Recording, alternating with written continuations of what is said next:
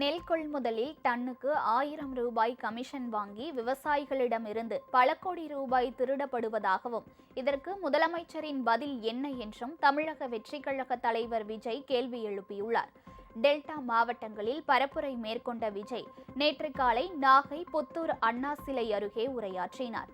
மீனவர்களின் பிரச்சினைகளுக்கு மத்திய மாநில அரசுகள் எந்தவொரு தீர்வும் காணவில்லை என குற்றம் சாட்டிய அவர், முதல்வர் ஸ்டாலின் ஒவ்வொரு முறையும் வெளிநாட்டிற்கு சென்றது தமிழ்நாட்டிற்கு முதலீட்டை ஈர்க்கவா அல்லது உங்களது குடும்பத்தின் முதலீடு வெளிநாட்டிற்கு செல்கிறதா என்றும் கேள்வி எழுப்பினார்.